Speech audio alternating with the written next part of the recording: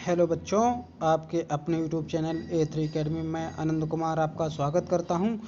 बच्चों, हम आज इकोनॉमिक्स में मुद्रा का पार्ट 2 देखने वाले हैं। जी हाँ बच्चों, इसके पहले हम मुद्रा का पार्ट 1 देख चुके हैं। उसको अगर आपने नहीं देखा है तो वो पार्ट ज़रूर देख लीजिएगा। ये हमारा इकोनॉमिक्स में मुद्रा का पार्ट 2 है। इसमें हम मुद्रा का अर्थ, उसके कार्य और उसके महत्व को समझेंगे। तो चलिए हम अपना आज का सेगमेंट स्टार्ट करते हैं। अगर आप हमारे चैनल पर नए हैं तो चैनल को सब्सक्राइब कर दीजिएगा और अपने मित्रों को शेयर जरूर करिएगा, ठीक है ना। चलिए स्टार्ट वस्तु करते विनिमय हैं। प्रणाली क्या होती है और उसकी कौन कौन सी कठिनाइयां हैं और मुद्रा का जो जन्म है वो किस प्रकार से हुआ है, मुद्रा को हम किस तरीके से परिभाषित कर सकते हैं और भारत में जो रिजर्व बैंक के द्वारा मुद्रा पूर्ति के 4 माप दिए गए हैं, M1, M2, M3 और M4, इसके बारे में हम पढ़ चुके हैं। आज के इस वीडियो में हम पढ़ेंगे मुद्रा के कौन कौन से कार्य हैं। मुख्य रूप से मुद्रा के जो 4 कार्य हैं, 4 भागों में इनको जो क्लासिफाइड किया गया है उसके बारे में, और फिर मुद्रा का क्या महत्व होता है, इन दोनों टॉपिक के बारे में आज हम पढ़ेंगे। तो चलिए स्टार्ट करते हैं। सबसे पहले मुद्रा के कार्य की अगर हम बात करें, फंक्शंस ऑफ मनी, तो इनको 4 भागों में विभाजित किया गया है। मुद्रा के प्राथमिक कार्य, मुद्रा के सहायक कार्य, आकस्मिक कार्य और अन्य कार्य। तो सबसे पहले हम देखेंगे मुद्रा के प्राथमिक या मुख्य कार्य कौन कौन से हैं, प्राइमरी फंक्शन कौन कौन से हैं। जो मुख्य या प्राथमिक कार्य हैं इनको 2 भागों में बांटा गया है। फर्स्ट हमारा है विनिमय का माध्यम और दूसरा है मूल्य का मापक। किसी भी अर्थव्यवस्था में मुद्रा मुख्य रूप से 2 कार्य करती है। मुद्रा का जो आविष्कार हुआ है वो इन 2 कार्यों को पूरा करने के लिए किया गया है, विनिमय का माध्यम और मूल्य का मापक। तो सबसे पहले हम देखते हैं विनिमय का माध्यम, मीडियम ऑफ एक्सचेंज क्या होता है। तो किसी भी अर्थव्यवस्था में हम देखते हैं वर्तमान समय में जैसे बाजार अर्थव्यवस्था होती है जहां पर विभिन्न क्रेता और विक्रेता वस्तुओं का क्रय विक्रय करते हैं। तो वस्तुओं एवं सेवाओं का क्रय विक्रय करने को एक तरह से विनिमय कहते हैं, और उस विनिमय को, क्रय विक्रय को पूरा करने के लिए किसकी आवश्यकता होती है, मुद्रा की आवश्यकता होती है। किसी भी बाजार अर्थव्यवस्था में, प्रत्येक अर्थव्यवस्था में वस्तु एवं सेवाओं का क्रय विक्रय मुद्रा के द्वारा किया जाता है। इसलिए हम मुद्रा को क्या कहते हैं, विनिमय का माध्यम। जैसे बाजार में हमको चीनी परचेज करनी है, चीनी खरीदनी है, शक्कर की प्राइस जैसे है 40 रुपए प्रति किलोग्राम, तो 1 किलो अगर हम खरीदेंगे तो बदले में हमको 40 रुपए देने पड़ेंगे। इसका मतलब क्या हो गया, वस्तु एवं सेवाओं का जो क्रय विक्रय होता है बाजार में वो किसके द्वारा होता है, मुद्रा के द्वारा। तो ये हमारा कार्य क्या कहलाएगा, विनिमय का माध्यम। दूसरा जो इसी से संबंधित है, दूसरा हमारा महत्वपूर्ण कार्य क्या है, मूल्य का मापक। किसी भी अर्थव्यवस्था में अगर हम देखते हैं कि वस्तु एवं सेवाओं का क्रय विक्रय किया जाता है, विनिमय किया जाता है, तो जब विनिमय में वस्तु एवं सेवाओं का क्रय विक्रय किया जाता है तो उस वस्तु का मूल्य कितना होगा, ये जो निर्धारण है, वस्तु की कीमत का जो निर्धारण वो किसके द्वारा होता है, मुद्रा के द्वारा। तो जब किसी वस्तु की कीमत का निर्धारण मुद्रा के द्वारा हो जाता है तो हमारा विनिमय का जो कार्य है वो सरल हो जाता है। विनिमय करने के लिए किसकी आवश्यकता होती है, मुद्रा की। और हम किसी वस्तु को अगर खरीद रहे हैं, बेच रहे हैं, तो उसकी एक निश्चित कीमत होती है। तो जब किसी वस्तु की एक निश्चित कीमत होती है, वस्तु का एक निश्चित मूल्य होता है, तो उससे विनिमय का जो कार्य है वो सरल हो जाता है।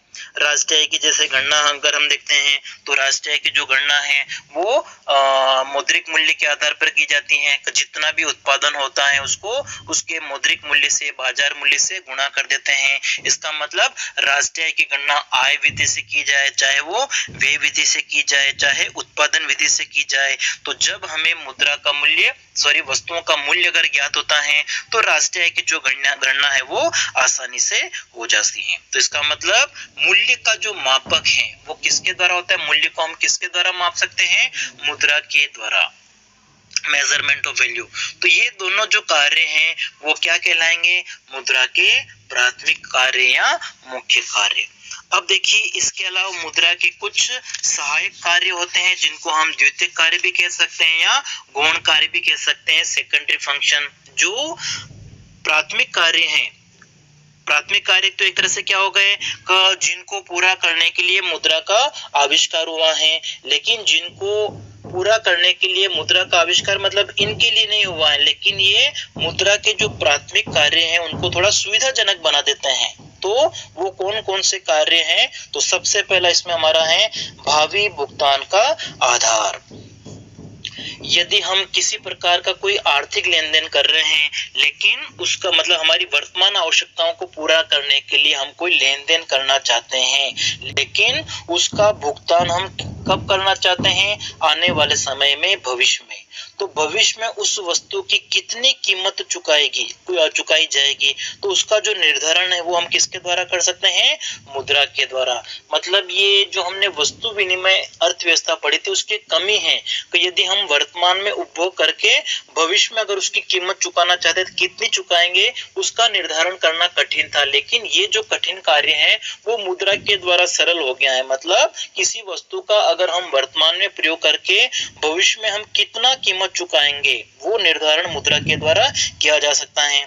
जैसे आज के समय में हम देखते हैं लोग बहुत प्रकार के जैसे ऋण लेते हैं, घर बनाने के लिए ऋण लेते हैं, या पढ़ने के लिए शिक्षा ऋण लेते हैं, या कोई अपना नया उद्योग स्थापित करता है उसके लिए लेते हैं, कृषि कार्यों के लिए ऋण लेते हैं। तो बदले में भविष्य में कितनी राशि चुकानी पड़ेगी इसका निर्धारण मुद्रा के द्वारा आसानी से हो जाता है।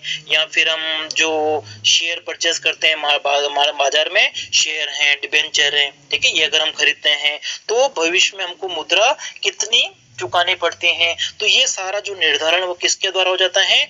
मुद्रा के द्वारा। इसलिए मुद्रा को हम क्या कहते हैं? भावी भुगतान का आधार कहते हैं। और जब ऋणों का जो लेन देन है वो मुद्रा के द्वारा होता है तो इससे किसी अर्थव्यवस्था में मुद्रा बाजार, पूंजी बाजार का विकास होता है जो अर्थव्यवस्था को, विकास को आगे बढ़ाता है। नेक्स्ट हमारा है मूल्य संचय का आधार। जैसा हमने मुद्रा वस्तु विनिमय प्रणाली पढ़ा था, तो वस्तु विनिमय प्रणाली में वस्तुओं में एक गुण का अभाव था कि हम वस्तुओं को संचित करके नहीं रख सकते हैं, लेकिन वो जो कमी थी वो मुद्रा के द्वारा दूर हो जाती। मुद्रा को हम क्या कर सकते हैं? संचय करके रख सकते हैं, उसको बचा के रख सकते हैं। मुद्रा जो होती है उसमें एक तरह से ये गुण होता है कि हम उसको भविष्य के लिए बचा के रख सकते हैं। चाहे इसके द्वारा भविष्य में हम बड़े पैमाने पर अगर उत्पादन कार्य करना चाहें उसके लिए उसका प्रयोग कर सकते हैं, या मुद्रा का प्रयोग करके हम कोई संपत्ति खरीद सकते हैं, जैसे मकान खरीद लिया, या फिर सोना चांदी खरीद लिया, या कोई शेयर है, बॉन्ड है, वो हमने खरीद लिया। तो इन सभी रूपों में हम क्या कर सकते हैं? मुद्रा को अपने पास में बचा के रख सकते हैं, संचय करके रख सकते हैं। लेकिन इसमें लोगों का जो विश्वास है वो कब बना रहेगा? जब मुद्रा का जो मूल्य है वो स्थिर बना रहे। लेकिन सामान्यतः अगर हम देखते हैं कि मुद्रा का जो मूल्य होता है उसमें परिवर्तन होता रहता है, और जब मुद्रा का मूल्य परिवर्तित होता है तो ऐसी स्थिति में जिसके पास में मुद्रा जो स्टोर कर रखते हैं, अपने पास में संचय करके रखते हैं, उनको लाभ हानि होने की संभावना होती रहती है। क्योंकि मुद्रा का जो मूल्य होता है वो मुद्रास्फीति की स्थिति आ जाए या मुद्रा अविस्फीति की स्थिति आ जाती है, इन्फ्लेशन और डिफ्लेशन की जो कंडीशन होती है, ठीक है, उसमें मुद्रा का मूल्य क्या हो जाता है? घट बढ़ जाता है। और नेक्स्ट हमारा है क्रय शक्ति का हस्तांतरण। मुद्रा के द्वारा क्रय शक्ति का हस्तांतरण एक व्यक्ति से दूसरे व्यक्ति को हस्तांतरित किया जा सकता है। जैसे आज के समय में अगर हम देखते हैं तो लोग लेन देन करने के लिए डेबिट कार्ड हैं, क्रेडिट कार्ड हैं, एटीएम कार्ड हैं या चेकबुक का प्रयोग करते हैं, जो एक व्यक्ति से दूसरे व्यक्ति को मुद्रा के रूप में आसानी से हम भुगतान कर सकते हैं। या कोई व्यक्ति जैसे संपत्ति अगर उसने खरीद रखी है, सोना चांदी खरीद रखा है या कोई मकान खरीद रखा है, तो भी वो मुद्रा के द्वारा दूसरे व्यक्ति को हस्तांतरित कर सकता है। जैसे अगर किसी व्यक्ति के पास में मकान, उसकी कीमत कितनी है? 40 लाख रुपए है, तो वो 40 लाख रुपए में उसको अन्य व्यक्ति को बेच सकता है। तो ये जो लेन देन हो रहा है वो किस रूप में हो गया है? मुद्रा के द्वारा संभव हो सकता है। इसलिए मुद्रा के द्वारा हम क्या कर सकते हैं?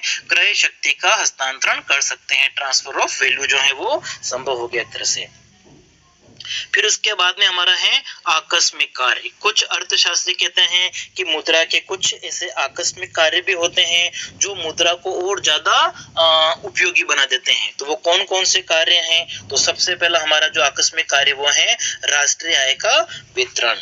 अब देखिए राष्ट्रीय आय का जो अनुमान है वो हम कैसे लगाते हैं, तो किसी एक वर्ष की अवधि में अर्थव्यवस्था में जितना भी उत्पादन हुआ है उस उत्पादन को बाजार कीमत से हम गुणा कर देते हैं। तो इसका मतलब जो भी उत्पादन हुआ है किसी अर्थव्यवस्था में उसका जो मौद्रिक मूल्य वही क्या है, राष्ट्रीय आय। अब मौद्रिक मूल्य जो है उसका निर्धारण कैसे होगा कि जो उस उत्पादन को जिन साधनों का प्रयोग करके उत्पादन किया गया है, उत्पादन के विभिन्न साधन होते हैं जैसे भूमि है, तो भूमि को उसकी सेवाओं के बदले में लगान या किराया चुकाया जाएगा जो मुद्रा के रूप में हो सकता है। पूंजी का प्रयोग करने के लिए हम पूंजीपति को ब्याज चुकाते हैं, तो ये ब्याज जो है वो उसका निर्धारण मुद्रा के द्वारा होगा। श्रमिक अगर अपनी सेवाएं दे रहे तो उसके बदले में उनको मजदूरी चुकाई जाती है जो मुद्रा के रूप में होती है। लाभ, ठीक है, जो सांसी को प्राप्त होता है। तो इसका मतलब राष्ट्रीय आय का वितरण उत्पादन के जो विभिन्न साधन हैं उनको भुगतान मुद्रा के द्वारा संभव होता है, इसलिए राष्ट्रीय आय का जो वितरण है वो मुद्रा के द्वारा होता है। मुद्रा मूल्य जो होता है, मुद्रा के मूल्य के द्वारा हम राष्ट्रीय आय का अनुमान आसानी से लगा सकते हैं, उनका हम वितरण कर सकते हैं।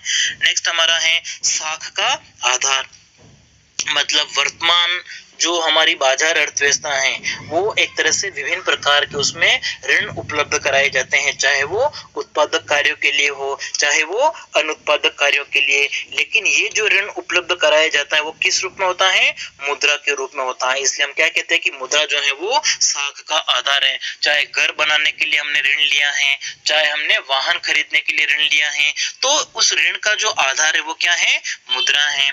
और फिर नेक्स्ट हमारा जो कार्य वो है संपत्ति की तरलता, लिक्विडिटी ऑफ प्रॉपर्टी। तो प्रोफेसर किन्स जो है उन्होंने एक कार्य बताया है कि जो मुद्रा होती है उसको व्यक्ति क्या कर सकता है, अपने पास में नकद रूप में रख सकता है। और जब व्यक्ति मुद्रा को अपने पास में नकद रूप में रखता है तो ऐसी स्थिति में वो उस मुद्रा का प्रयोग किसी भी कार्य में आसानी से जल्दी से कर सकता है। तो मुद्रा जो एक तरह से वो है संपत्ति का सबसे तरल रूप कही जाती है। सबसे तरल रूप का मतलब इसको हम आसानी से किसी भी वस्तु को खरीदने के लिए प्रयोग कर सकते हैं। नेक्स्ट हमारा जो कार्य है अंतिम वो है मुद्रा के अन्य कार्य। उपरोक्त हमने कार्य पढ़े हैं जैसे मुद्रा के प्राथमिक कार्य या मुख्य कार्य, उसके बाद में उसके सहायक कार्य हैं, फिर उसके बाद में आकस्मिक कार्य हैं, और अंतिम हमारा जो वर्गीकरण है मुद्रा के अन्य कार्य। मतलब उपरोक्त कार्यों के अलावा भी मुद्रा के कुछ कार्य होते हैं, कुछ महत्वपूर्ण कार्य होते हैं। उसमें सबसे पहला हमारा है शोधन क्षमता का सूचक।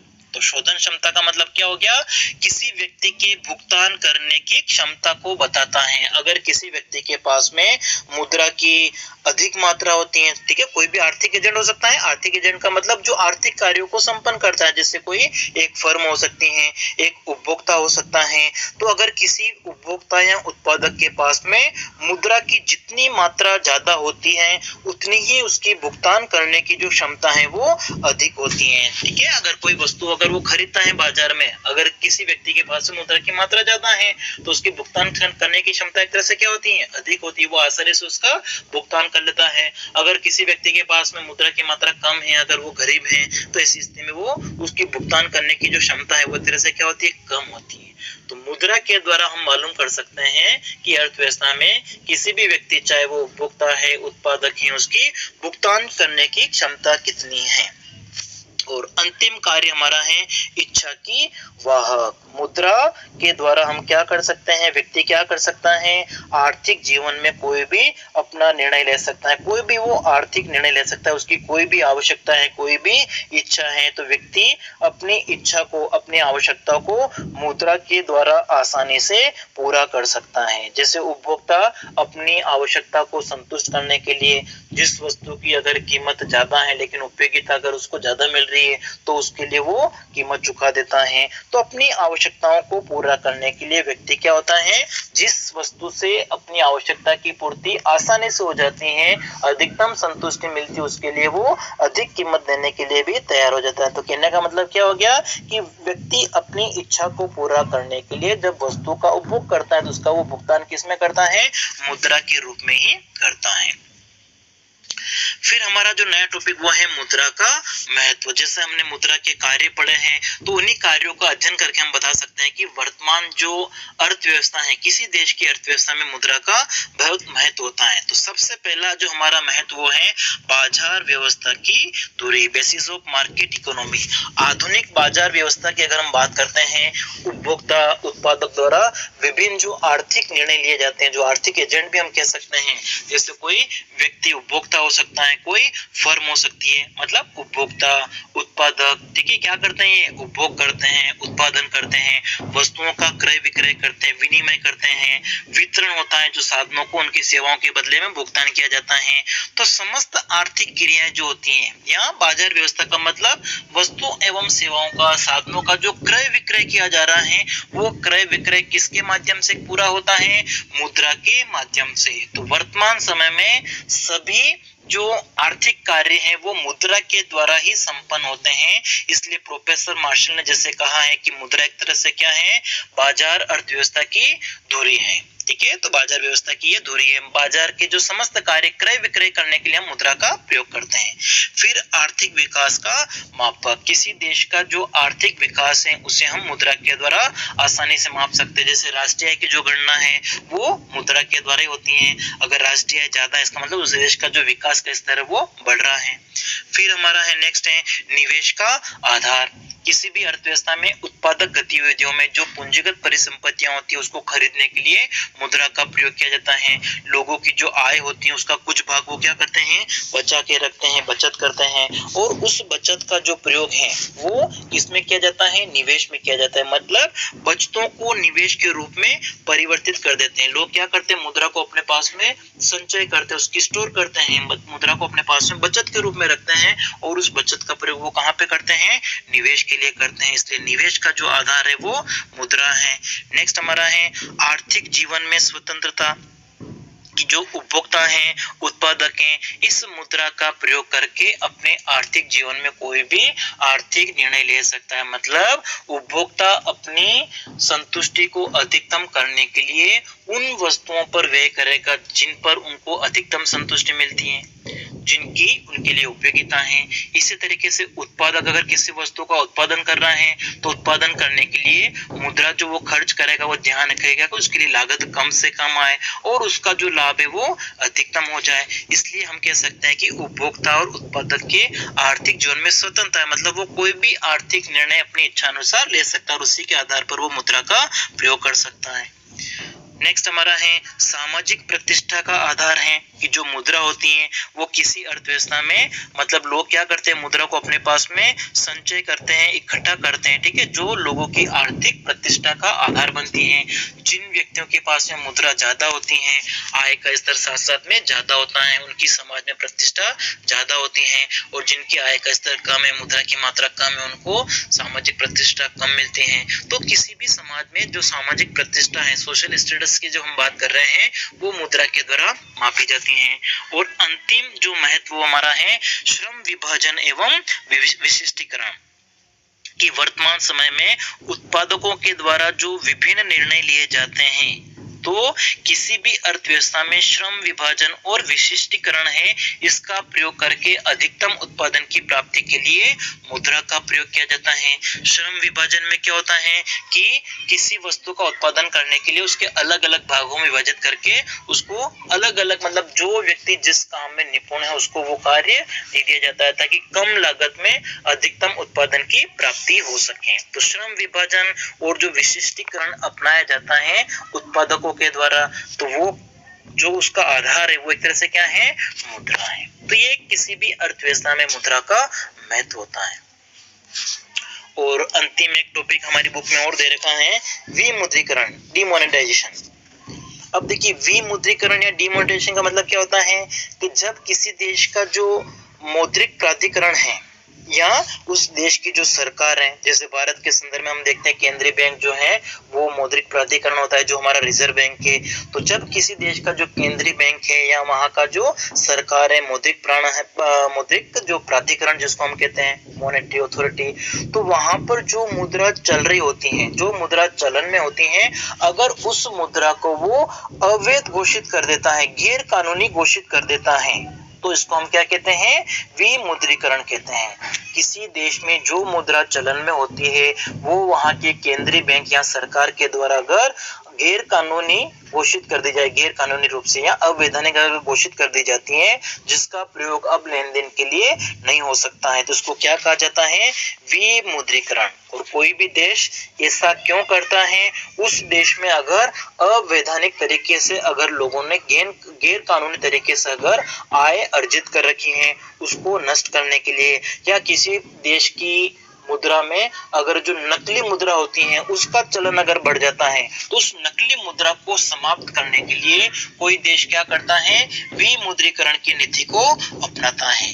भारत के संदर्भ में अगर हम देखते हैं तो भारत सरकार के द्वारा 8 नवंबर 2016 को विमुद्रीकरण को अपनाया था, डिमॉनेटाइजेशन किया था। किसका किया था, 500 रुपए का जो नोट है और 1000 रुपए का जो नोट है उसको सरकार के द्वारा अवैधानिक गैर कानूनी घोषित कर दिया था, इनको चलन से बाहर कर दिया था। तो ये होता है हमारा विमुद्रीकरण। अब सरकार देखो, भारत के संदर्भ में अगर हम देखते हैं तो ये जो नोट बंद कर दिए गए थे, तो इनके बदले में सरकार ने जो भी एक निश्चित सीमा निर्धारित की थी उसके आधार पर वो क्या करती है, नोटों को बदल लेती है। लेकिन इसका प्रमुख उद्देश्य जो होता है वो क्या होता है, उस देश में जो अवैधानिक तरीके से जो आय अर्जित की गई है, जो काला बाजारी से जो आय अर्जित की गई है गैर कानूनी तरीके से, तो उस काले धन को समाप्त करना, जो नकली मुद्रा है उसको समाप्त करने के लिए कोई भी देश इस नीति को अपना सकता है। तो यहाँ से अपना मुद्रा वाला चैप्टर कंप्लीट होता है। अब हम आपसे मिलेंगे अपने नेक्स्ट क्लास में, जिसमें हम पढ़ेंगे व्यापारिक बैंक क्या होते हैं। जी हाँ बच्चों, व्यापारिक यानी कि कमर्शियल बैंक क्या होते हैं, और उसके बाद हम पढ़ेंगे केंद्रीय बैंक, और उसके बाद हम पढ़ेंगे रिजर्व बैंक। तो ये डायरेक्टली पूरा हमारा जो इकोनॉमिक्स वाली क्लासेस है, तो मैं आपको जल्दी से इस महीने के अंदर अंदर पूरी इकोनॉमिक्स आपको कंप्लीट करवा दूंगा, ठीक है ना। तो चलिए, आप अपना ख्याल रखिएगा और मन लगा करके पढ़ाई करते रहिएगा। जय हिंद, जय भारत।